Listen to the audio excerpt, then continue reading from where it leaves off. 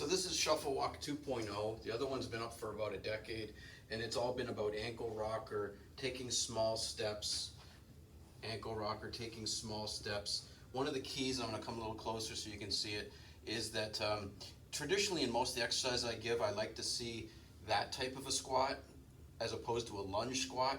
But in this exercise, I want more lunge squat because the knee flexion dictates the difficulty level. So the deeper the knee bend, the harder it is to pick that foot up. Okay, higher up, easier to pick that foot up.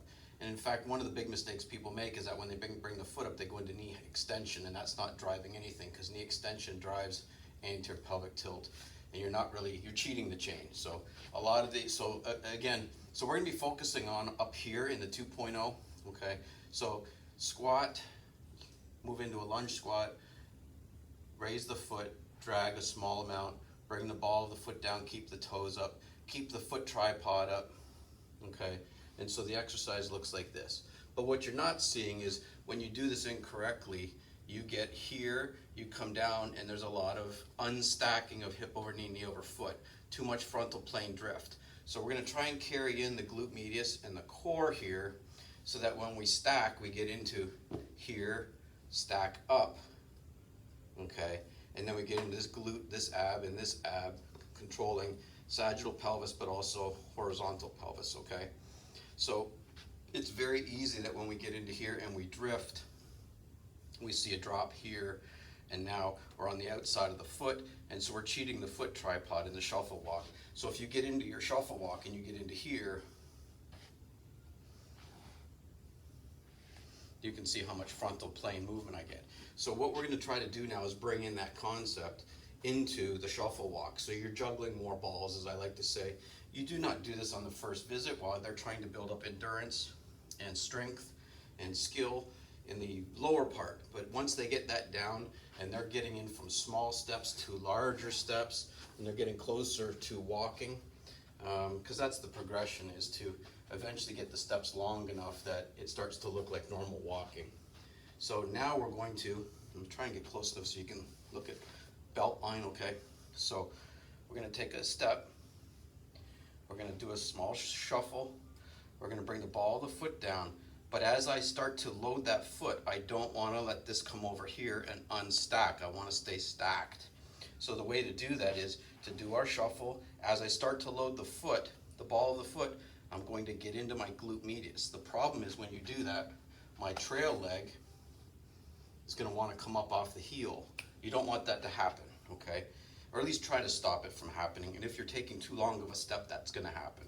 So you have to take a small step, and this will keep people in shorter steps too. Here, hike through here. You're going to notice that this trail leg has to, in order to do that, to keep the heel down, it has to extend. That's okay, because that's what happens in gait, okay?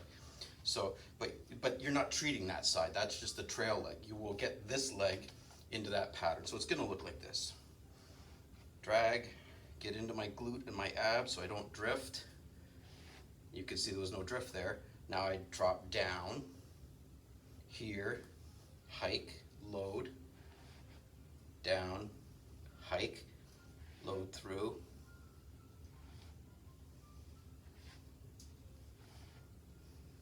So you can see my pelvis does not move much in the frontal plane. I'll do that again. Actually, I'll do it from the back. So, right foot, starting right foot, dorsiflex, heel drag, come down, hike. This leg will straighten, keep the heel down, drag, come down, hike up.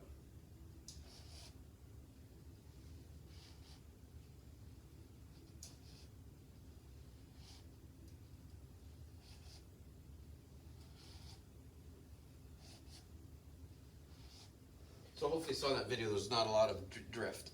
What you're gonna notice is that you have to use a ton of abdominal in this exercise because it's so hard to control the drift with the glute because you've constrained everything so tightly, okay? And so right now I feel like I just used a ton of core to do that. And you'll notice if you're doing it right and you don't feel the core, you're probably not doing it right. Film yourself, you'll probably see a lot of this frontal plane drift, okay? And naturally, when you do this, make sure you're trying to stack, so you want neutral hip joint, but right there, feet underneath. You don't want to be doing it here because then you're already in relationship, you're drifted outwards, okay? So try that, see if that helps you guys. Hopefully you guys can put some of this together.